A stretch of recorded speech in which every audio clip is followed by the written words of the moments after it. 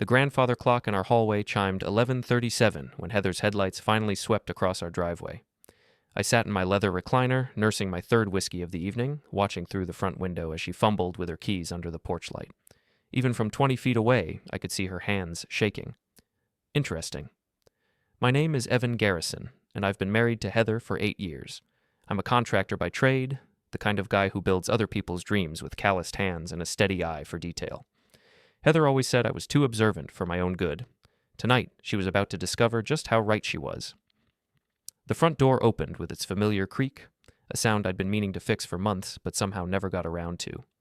Funny how procrastination sometimes works in your favor. "Hey, honey," Heather called out, her voice carrying that forced brightness she used when she was nervous. "Sorry I'm so late. The client presentation ran way longer than expected." I didn't respond immediately.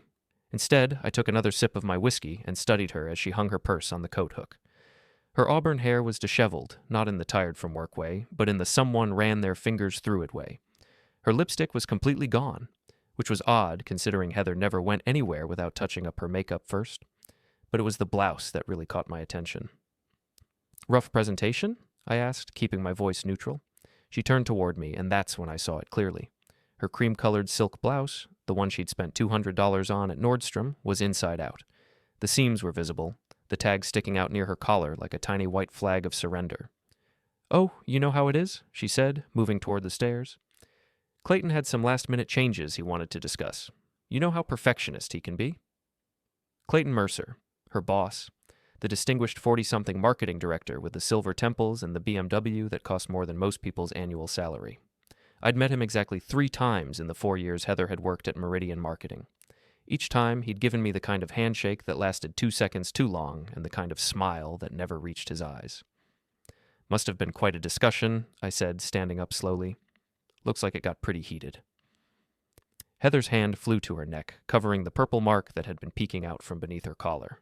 But it was too late. I'd already seen it. A Hickey, fresh and dark, positioned right where someone's mouth would naturally fall if they were kissing her from behind. "I think I'm coming down with something," she said quickly. "Probably just a rash. I should get some sleep." "Probably should," I agreed, walking over to my laptop on the kitchen counter. "But before you do, there's something I think you should see." The look that crossed her face was priceless. Fear, confusion, and just a hint of defiance all rolled into one expression. She knew. Somehow, she knew that her carefully constructed world was about to come tumbling down. "Evan, I'm really tired." "This will just take a minute," I said, opening the laptop and clicking on a folder labeled Security Footage. "I installed some new equipment last week. You know, for home security. Wanted to make sure our investment was protected." That wasn't entirely true. The camera wasn't for home security, and it wasn't in our home. It was in her office at Meridian Marketing, carefully positioned behind a fake plant I'd given her for her birthday. The plant she'd complained about for weeks before finally accepting it and placing it on the shelf behind her desk. The plant that gave me a perfect view of everything that happened in her office. "What kind of equipment?" she asked, her voice barely above a whisper. Instead of answering, I turned the laptop screen toward her and pressed play. The footage was crystal clear, shot in high definition with excellent audio quality. It showed Heather's office from last Tuesday afternoon, time-stamped 4:47 p.m. In the frame, Heather sat at her desk, apparently working on a presentation. At 4:52, Clayton entered the office and closed the door behind him. What happened next was certainly not a business meeting. Heather's face went completely white as she watched herself on screen. Clayton was indeed photogenic. Just as I'd noted in my mental observations, he had good bone structure, perfect posture, and the kind of confidence that comes from never having been told no. "Evan," she started, but I held up my hand.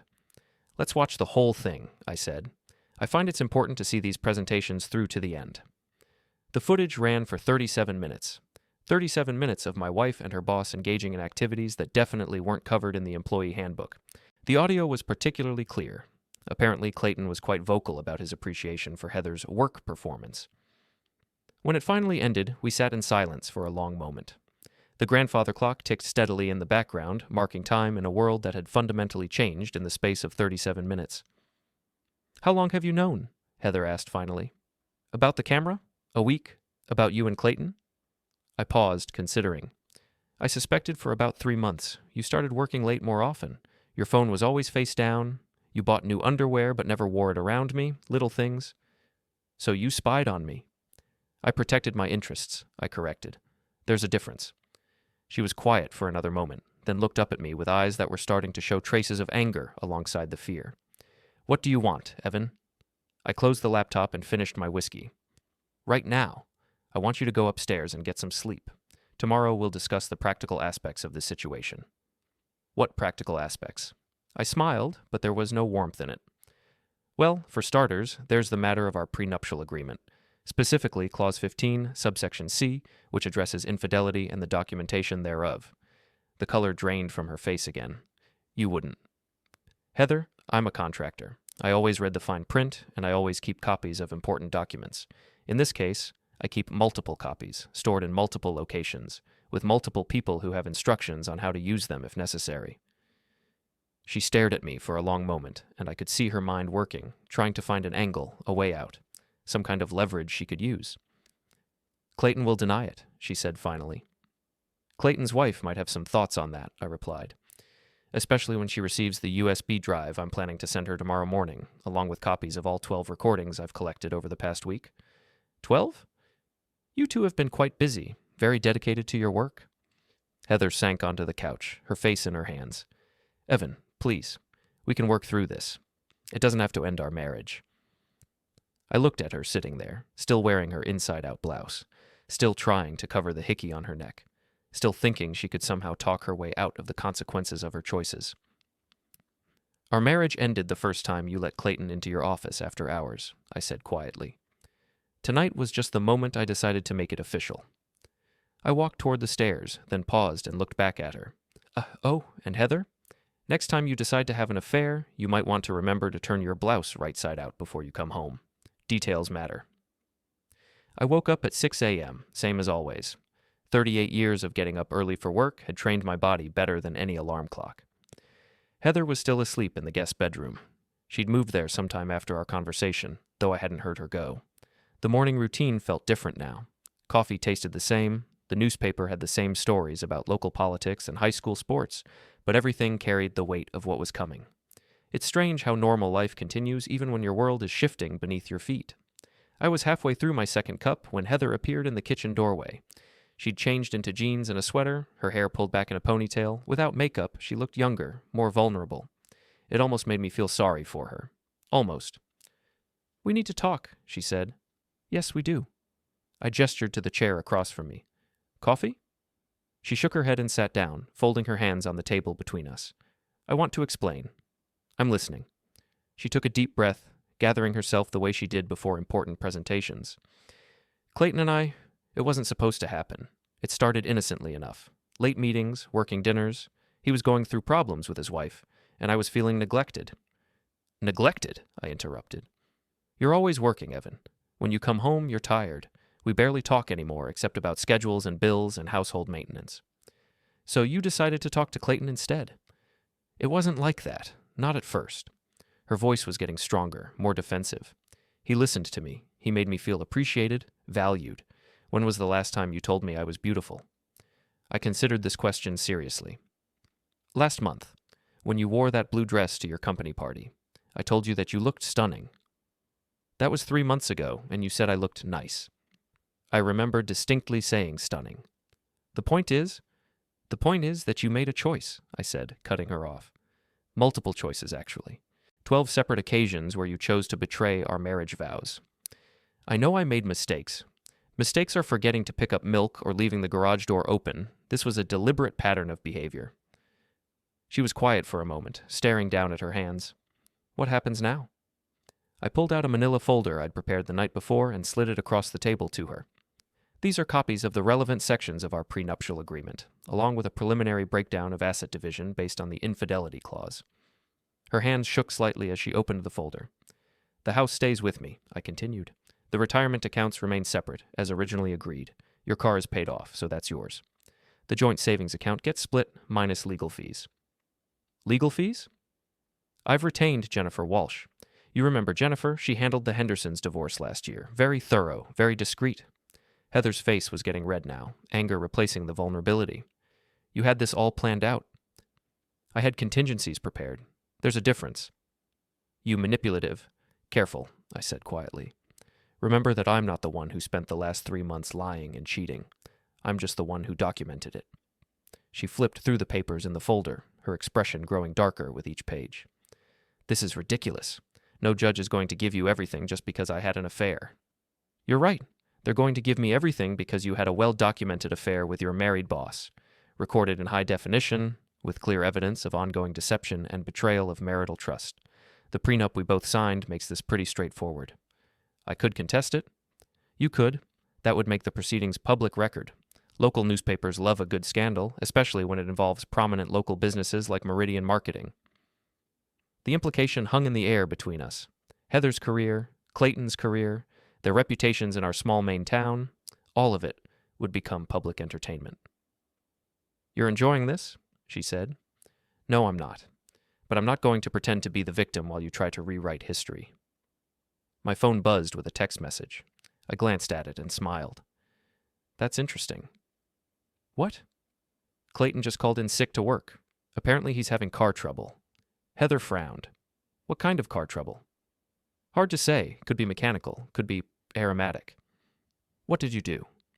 Me? I've been sitting right here having coffee with my wife. Though I did hear from Jonas that someone filled a BMW with shrimp shells last night. Terrible thing to do to such an expensive car. Jonas Riley was my best carpenter, a former Marine with a creative streak and a strong sense of justice. He'd also grown up in this town and had opinions about married men who messed around with other men's wives. That's vandalism. If it happened, which I wouldn't know anything about, though I imagine the smell will be quite persistent, especially in this warm weather we've been having. Heather stared at me with a mixture of shock and something that might have been admiration. How long have you been planning this? I told you, I don't plan revenge. I just prepare for various contingencies. That's the same thing. Not really. Planning suggests premeditation. Preparation suggests wisdom. She closed the folder and pushed it back toward me. I'm not signing anything right now. That's your choice, but I should mention that copies of the recordings are already with my attorney, and they'll be automatically released to interested parties if I don't check in regularly. Interested parties? Clayton's wife, your HR department, the local business journal. You know, people who might have a legitimate interest in this kind of information. You're blackmailing me. I'm creating incentives for honest behavior. Again, there's a difference. My phone buzzed again. This time it was a text from my sister Kara, who worked at the bank downtown. Apparently, Clayton tried to get a loan this morning to buy a new car. His credit application was declined. How would you know that? Small town, people talk, especially when someone's having a very bad day. Heather stood up abruptly, her chair scraping against the kitchen floor. This isn't over, Evan. You're right, we still need to discuss timing for your move out of the house. I'm not moving anywhere. Actually, you are. The lease agreement for your new apartment is in the folder. 1 bedroom downtown, available immediately. First month's rent is paid. She opened the folder again and found the lease agreement at the bottom. You rented me an apartment? I anticipated you'd need somewhere to stay during the transition period. I'm considerate that way. What if I don't want that apartment? Then you can find somewhere else, but you can't stay here. This is my house, too. Not according to the prenup. The house was purchased with my inheritance from my grandfather, which makes it separate property. You signed off on that arrangement when we got married. Heather read through the lease agreement, her jaw getting tighter with each line. This place is tiny. It's temporary. It's expensive. Not compared to what a contested divorce would cost you. She threw the papers down on the table. I could fight this.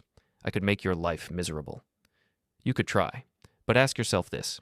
Do you really want everyone in town to know the details of what you and Clayton did in your office? Because that's what a court fight would mean. She stared at me for a long moment, and I could see her weighing her options. Heather was many things, but she wasn't stupid. She understood leverage, and right now, I held all of it. I need time to think. Take all the time you need, but you have until Sunday to decide whether you want to handle this quietly or publicly. Sunday, that's only 5 days. Plenty of time to make a rational decision. She gathered up the papers and headed toward the door, then stopped and looked back at me. I used to think you were boring, Evan. Predictable. I know. I was wrong. Yes, you were. After she left, I sat in the quiet kitchen, finishing my coffee and thinking about the day ahead. I had a job site to check on, 3 estimates to prepare, and a marriage to dissolve. Just another Tuesday in the life of a small-town contractor. My phone rang. The caller ID showed my sister's name. Morning, Kara. Tell me you didn't really fill Clayton Mercer's car with shrimp. I didn't fill Clayton Mercer's car with shrimp. But Jonas did. Jonas makes his own decisions. This town is going to be talking about this for months. Probably. Good. That pretentious jerk had it coming. That's the thing about small towns. Everyone knows everyone else's business, but they also know who deserves what's coming to them. Clayton Mercer had been looking down on people like me for years. Now it was his turn to be looked down upon. How are you holding up? Kara asked. Better than expected. What's next? I looked out the kitchen window at the morning sun climbing over the pine trees that bordered our property. It was going to be a beautiful day. Next, I go to work. Same as always. That's it. For now. But that wasn't entirely true. I had plans for Clayton Mercer and my soon-to-be ex-wife. Plans that would unfold over the next few days like a carefully constructed building, each piece supporting the next until the whole structure was complete. After all, I'm a contractor. I know how to build things that last. The Coastal Maine Festival happens every September, right when the summer tourists are heading home and the locals can reclaim their town. It's held in Riverside Park, with craft booths, food vendors, and a beer tent that serves as the unofficial town hall for anyone who wants to know what's really going on in people's lives. I hadn't planned to go this year, given everything that was happening, but Kara convinced me it would be good to get out of the house. She was right, though probably not in the way she intended. Evan, Sam Morrison called out as I approached his booth. Sam owned Morrison's pub downtown and had been serving beer at the festival for 15 years. He was also the unofficial keeper of town gossip, which made him a valuable ally in situations like this. Sam, how's business? Can't complain, though I hear you might have some complaints of your own. Word traveled fast in a town of 8,000 people. I wasn't surprised that Sam had heard something, though I was curious about what version of events was making the rounds. Just some domestic adjustments, I said. Domestic adjustments? Sam laughed and handed me a beer. That's one way to put it. Jonas was in last night telling stories about automotive aromatherapy. Jonas has a vivid imagination. He's also got a good sense of justice and excellent timing. I was about to respond when I spotted them across the park. Heather and Clayton standing near the craft booths trying to look casual. They weren't doing a very good job of it. Well, Sam murmured, following my gaze. That's interesting. What's interesting? The fact that they're here together. Most people having an affair try to avoid being seen in public. Maybe they're not trying to hide it anymore. Or maybe they're trying to act normal and failing spectacularly. Sam was right. Even from 50 yards away, their body language screamed guilty. Clayton kept checking his watch and looking around nervously. Heather was standing too close to him, then too far away, like she couldn't figure out the appropriate distance for a casual conversation between colleagues. You want me to create a distraction? Sam asked. Actually, I think I'll go say hello. Sam's eyebrows went up. You sure that's a good idea? Probably not, but it'll be interesting. I made my way across the park, taking my time, nodding to neighbors, and stopping to chat with Mrs. Henderson about her new garden. By the time I reached Heather and Clayton, a small crowd had naturally gathered around us, the kind of crowd that forms when people sense drama in the air. Heather, Clayton, I said pleasantly, enjoying the festival? Clayton's face went through several color changes before settling on an unhealthy shade of pale green. Evan, I didn't expect to see you here. Really? I come every year, though I have to say this year's been particularly eventful. Has it? Heather asked, her voice tight. Oh, yes. Jonas was telling me about some vandalism in the marina parking lot. Someone's car got quite a makeover. Clayton's jaw twitched. His BMW was apparently still at the dealership, being fumigated. Vandalism is a serious crime, he said. Absolutely. Almost as serious as other kinds of antisocial behavior. Mrs. Winslow, my elderly neighbor, appeared at my elbow with perfect timing. Evan? Dear, how are you holding up? I'm doing well, Mrs. Winslow. Thank you for asking. And Heather, how are the late meetings going? The question was delivered with the kind of innocent sweetness that only elderly ladies can manage when they're about to destroy someone's reputation. Fine, Heather managed. Just fine. That's wonderful. It's so important to be dedicated to your work, though I do hope you're getting enough rest. You looked quite tired when you came home Tuesday night. Clayton was starting to sweat despite the cool September air. Well, he said, I should probably... Oh, don't leave on my account, I said. I was just thanking you for all the extra attention you've been giving my wife. It's not every boss who's so hands-on with employee development. The small crowd around us was growing larger, and I could see people starting to put pieces together. In a small town, everyone knows who's married to whom, who works where, and who's been acting strangely lately. I think there's been some misunderstanding, Clayton said. Has there? That's odd. The documentation seemed pretty clear to me. Documentation? Mrs. Winslow asked with interest. Oh yes, very thorough documentation. High definition, excellent audio quality. Really professional work. Clayton's face was now approaching the color of the red maple leaves overhead. I don't know what you're implying. I'm not implying anything. I'm stating facts, though I suppose interpretation is subjective. Heather grabbed Clayton's arm. We should go. That's probably a good idea, I agreed. Though you might want to avoid the marina parking lot. I hear there's still quite a smell over there. As they hurried away, I could hear the murmur of conversation starting behind me. Mrs. Winslow was already explaining to her friend Margaret about the late-night arrivals and the suspicious behavior she'd observed. Margaret would tell her daughter, who would tell her coworkers, who would tell their families. By dinner time, half the town would know that something was seriously wrong with the Garrison marriage and that Clayton Mercer was somehow involved. That was beautifully done, Sam said, appearing beside me with another beer. I have no idea what you mean. Of course you don't, just like Jonas has no idea what happened to that BMW. Jonas is a creative problem solver. And you're a strategic thinker. Good combination. We watched as Heather and Clayton disappeared into the crowd, their body language even more strained than before. What's next? Sam asked. Next I go home and work on some estimates, maybe watch a little television. That's it? For now. But as I walked home through the tree-lined streets of my neighborhood, I was already thinking about Monday morning, about Clayton trying to maintain his professional composure while his personal life imploded, about Heather trying to explain to her coworkers why people were staring at her differently, about the carefully orchestrated collapse of two people who had thought they were smarter than everyone around them. My phone buzzed with a text from Jonas. Package delivered to Marina office. Manager seemed very interested in the contents. I smiled and put the phone away. Jonas had apparently decided to share some of the security footage with the marina manager, whose wife happened to work in HR at Meridian Marketing. Small towns are wonderful places. Everyone looks out for each other, especially when someone needs to be taught a lesson about respecting other people's marriages. Monday morning brought rain and the kind of gray skies that make September feel like winter is already knocking on the door. I was at my job site by 7 a.m., checking on the progress of a kitchen renovation for the Petersons. The work was going well. New cabinets installed, countertops templated, plumbing roughed in. Everything according to schedule. My phone rang at 8:15. Evan, it's Jennifer Walsh. Jennifer was my attorney, a sharp woman in her 50s who had handled more divorces in our county than anyone else. She didn't waste time on pleasantries.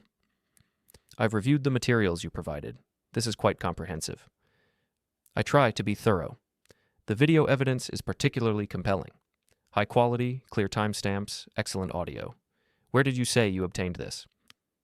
Security camera in my wife's office. Am perfectly legal since I purchased and installed the equipment with her knowledge and consent. That wasn't entirely true. Heather knew about the camera. I'd told her it was for security purposes after a break-in at a neighboring business. She'd agreed it was a good idea. She just didn't know I'd positioned it to record her desk area. And you have multiple recordings? 12 separate incidents over the past 3 weeks. This should be straightforward, then. The prenuptial agreement is ironclad, and you have clear documentation of infidelity. We can file papers today if you'd like. Not yet. I want to give Heather a chance to handle this quietly first. That's generous of you. It's practical. Public proceedings would hurt everyone involved, including you, including me. After I hung up, I spent the morning working with my crew on the Peterson kitchen. Physical labor has always helped me think, and I had a lot to think about. By lunchtime, I'd made some decisions about how the next phase of this situation would unfold. Jonas found me eating a sandwich on the Petersons' back deck. You hear about Clayton's morning? He asked. No, what about it? Apparently he had a meeting with HR first thing, lasted about 2 hours. Then he had a meeting with the company president. That one lasted even longer. Interesting. Also interesting, his wife showed up at the office around 11. She didn't look happy. I'd been wondering when Mrs. Clayton Mercer would make her appearance. She was a formidable woman. I'd met her at a few community events over the years. Former prosecutor, current stay-at-home mother of 2 teenagers, with the kind of sharp intelligence that had probably made her very good at her job. Did she stay long? About an hour, left with a box of Clayton's personal items. That was efficient of her. Very efficient. Professional, you might say. My phone rang. The caller ID showed Heather's number. "Excuse me," I told Jonas and walked to the other end of the deck. "Hello, Heather. We need to talk." Her voice was strained, barely controlled. "I'm listening." "Not over the phone. Can you meet me somewhere?" "Where did you have in mind?" "The coffee shop downtown. 1 hour." "I'll be there." The Anchor Cafe was nearly empty when I arrived. Heather was already there, sitting in a corner booth with her hands wrapped around a coffee cup. She looked like she hadn't slept much. "Thank you for coming," she said as I sat down across from her. "Of course. Clayton's been fired. I'm sorry to hear that." "Are you?" "Professional setbacks are never pleasant, regardless of the circumstances that cause them." She stared at me for a long moment. "His wife left him. That's unfortunate. She took the children and half their assets. Divorce is complicated. Stop it, Evan. Just stop with the reasonable, measured responses. We both know you orchestrated this whole thing." I signaled the waitress for coffee. "I documented your affair and took steps to protect my interests. What happened to Clayton is between him and his family. You sent his wife the recordings. I sent copies of relevant evidence to interested parties." "Same thing." "Not really." The waitress brought my coffee, and we sat in silence for a few moments. Outside the window, the rain was getting heavier. "What do you want from me?" Heather asked finally. "I want you to sign the divorce papers and move into the apartment I rented for you. And if I don't, then we'll handle this through the courts, and everything becomes public record. You'd really do that? Destroy both our reputations just to get your way?" "My reputation will survive. I'm not the one who had an affair with a married colleague." She was quiet again, staring out at the rain. "I never meant for any of this to happen." "I know." "Do you? Because sometimes I think you planned this whole thing, like you wanted me to have an affair so you could punish me for it." The accusation stung because it contained a grain of truth. Not that I'd wanted her to cheat, but that I'd been preparing for the possibility for longer than I cared to admit. "I didn't want this, Heather, but I wasn't going to be caught off guard by it either." "When did you become so calculating?" "When I realized that the person I married was capable of lying to me for months without showing any sign of guilt or remorse. I felt guilty. Not guilty enough to stop." She flinched at that, but didn't argue. "What happens now?" she asked. "Now you decide whether you want to handle this quietly or publicly. Those are your only options. And Clayton? Clayton made his own choices. He can live with the consequences." "He's talking about leaving town." "That's probably wise. He wants me to go with him." This was interesting. I hadn't expected Clayton to want to continue the relationship after losing his job and his family. "What did you tell him?" "I told him I needed time to think." "And what are you thinking?" She looked at me directly for the first time since I'd sat down. "I'm thinking that you're not the same person I married." "Neither are you." "No, I suppose I'm not." She finished her coffee and gathered her purse. "I'll sign the papers." "Good. But I want something in return." "What?" "I want you to stop. Whatever else you have planned for Clayton, whatever other humiliations you're cooking up, I want you to stop." I considered this. The truth was, I didn't have anything else specifically planned for Clayton. His life was already in ruins, and continuing to push would just be petty at this point. "All right. Just like that." Clayton was never the real problem. He was just a symptom. And what was the real problem? "You stopped respecting our marriage long before you started having an affair. The affair was just the final symptom of something that had been deteriorating for months." She stood up, then paused. "For what it's worth, I am sorry." "I know you are." "Does that matter at all?" I thought about it seriously. It matters, but it doesn't change anything. After she left, I sat in the cafe for another hour, watching the rain and thinking about the conversation. There had been moments during our marriage when I genuinely loved Heather, when I'd thought we might build something lasting together. Those moments felt like they'd happened to someone else now. My phone buzzed with a text from Jonas. "Clayton's apartment is being cleared out. Moving truck just left." So Clayton was leaving town, after all. Probably for the best. Small towns have long memories, and his would not be a pleasant one to carry around. I paid for the coffee and drove home through the rain, thinking about what came next. The divorce would be finalized within a few weeks. Heather would move into her apartment and eventually rebuild her life somewhere else. Clayton would start over in whatever city was far enough away from his mistakes. And I would go back to building other people's dreams with my hands in a town where everyone knew my story, and most of them thought I'd handled it exactly right. Sometimes that's the best you can hope for. Not happiness, exactly, but the quiet satisfaction of knowing you stood up for yourself when it mattered most. 3 weeks later, everything was falling into place with the mechanical precision I'd hoped for. The divorce papers were signed, filed, and processed. Heather had moved into the downtown apartment and was apparently looking for work in Portland, about 2 hours south. Clayton had indeed left town. Jonas heard he'd taken a job with a marketing firm in Boston, though at a significantly lower salary than his previous position. I was finishing up the Peterson kitchen renovation when my phone rang. The caller ID showed a number I didn't recognize. Evan Garrison. Mr. Garrison? This is Detective Rose with the State Police. I'd like to ask you a few questions about some recent incidents involving Clayton Mercer. My stomach tightened slightly, but I kept my voice steady. What kind of incidents? Property damage, harassment, that sort of thing. Would it be convenient for me to stop by your job site this afternoon? Of course. I'll be here until 5. Detective Rose turned out to be a woman in her 40s with graying hair and the kind of tired eyes that suggested she'd seen most of what people were capable of doing to each other. She arrived at 3:30, driving an unmarked sedan and carrying a small notebook. Thank you for your time, Mr. Garrison. I understand you've been going through some personal difficulties lately. Divorce proceedings, but they have been handled amicably. I'm glad to hear that. Mr. Mercer filed a complaint alleging that you or people acting on your behalf vandalized his vehicle and harassed him at public events. That's an interesting accusation. Is it accurate? I considered my response carefully. Detective, 3 weeks ago I discovered that my wife was having an affair with Clayton Mercer.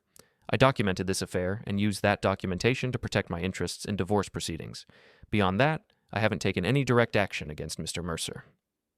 What about indirect action? I'm not sure what you mean. Mr. Mercer's car was filled with shrimp shells. Someone also distributed photographs of him and your wife to various people around town, including his employer and his wife. The photographs were security footage from my wife's office. I shared that footage with my attorney and with other interested parties as part of legal proceedings. And the shrimp? I don't know anything about shrimp. Detective Rose made some notes in her notebook. Mr. Mercer also alleges that you confronted him publicly at the Coastal Maine Festival and made threatening statements.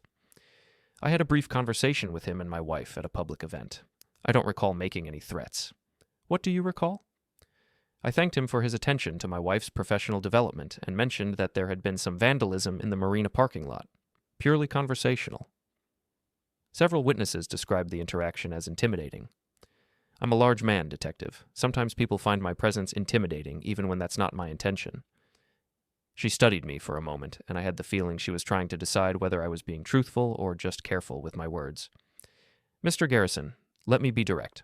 Clayton Mercer's life has been systematically destroyed over the past 3 weeks. He's lost his job, his family, his reputation, and his standing in the community. That level of comprehensive ruin doesn't usually happen by accident.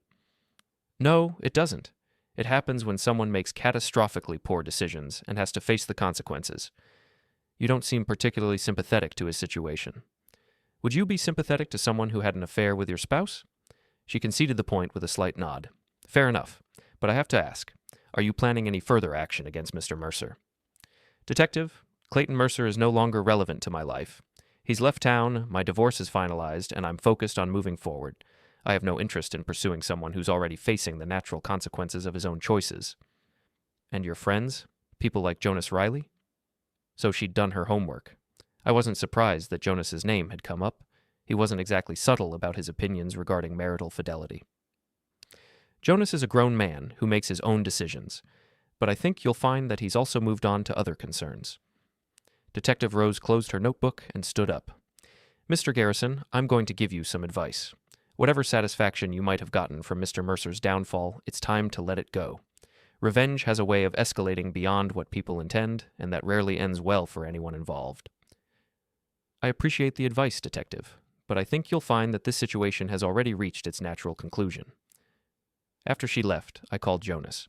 We need to talk. About what? About detective visits and the importance of letting sleeping dogs lie. Ah, yeah, I figured that might come up eventually. Meet me at Sam's after work. And Jonas? No more creative problem solving. The job's finished. Understood. That evening, Sam's pub was busy with the usual crowd of locals unwinding after work. Jonas was already there when I arrived, nursing a beer and looking uncharacteristically subdued. Detective Rose seems thorough, I said, sliding into the booth across from him. Very thorough. Asked a lot of questions about my whereabouts on certain dates. What did you tell her? The truth, that I was home watching television and couldn't possibly know anything about automotive aromatherapy projects. Good answer. She didn't seem entirely convinced. Doesn't matter. She can't prove anything, and more importantly, there's nothing left to prove. Clayton's gone, the situation is resolved, and everyone involved has moved on. Jonas nodded, but he still looked troubled. You think we went too far? I considered the question seriously. Clayton Mercer had lost his job, his family, and his place in the community. He'd been publicly humiliated and forced to start his life over in a new city. On the other hand, he'd made a deliberate decision to have an affair with another man's wife, and he'd done it repeatedly over a period of months. I think he got exactly what he deserved, I said finally. Nothing more, nothing less.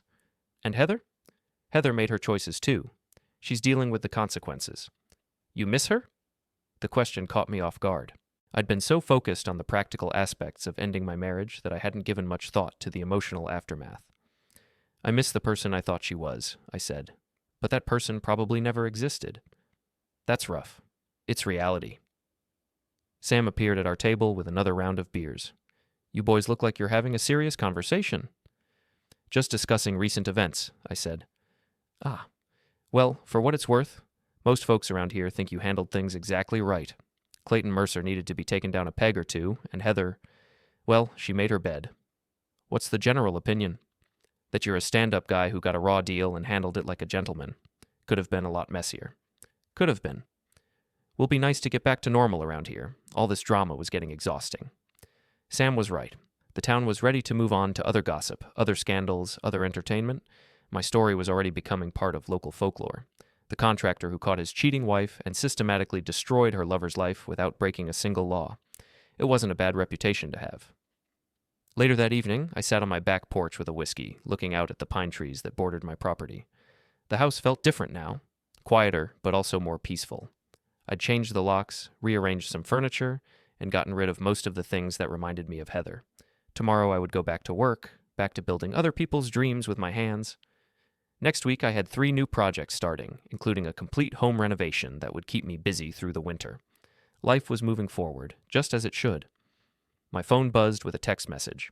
For a moment I thought it might be Heather, but the number was unfamiliar. Mr. Garrison, this is Clayton Mercer. I wanted to apologize for what happened and to let you know that I'm not pursuing the matter with the police any further. I hope we can both move forward from this situation. I stared at the message for a long time, then deleted it without responding. Clayton Mercer was part of my past now, and I had no interest in maintaining any connection to that chapter of my life. The grandfather clock in my hallway chimed 10 o'clock, and I finished my whiskey and went inside. Tomorrow would bring new challenges, new projects, new possibilities. Tonight, for the first time in months, I would sleep peacefully in my own house, knowing that justice had been served and that the people who had betrayed my trust were facing the consequences of their actions. Sometimes that's all you can ask for. Not happiness, not closure, but the quiet satisfaction of knowing that you stood up for yourself when it mattered most. And sometimes that's enough. 6 months later, I was putting the finishing touches on the Morrison house renovation when Sam stopped by to check on the progress. The project had been his idea, converting the apartment above his pub into a modern living space where he could retire someday. Looking good, Evan. You do excellent work. Thank you. Should be finished by the end of the week. Any word from Heather lately? She sent divorce papers for some final financial details last month. Other than that, no contact. Probably for the best. Definitely for the best. Sam leaned against the new kitchen counter I'd installed and looked around the space approvingly.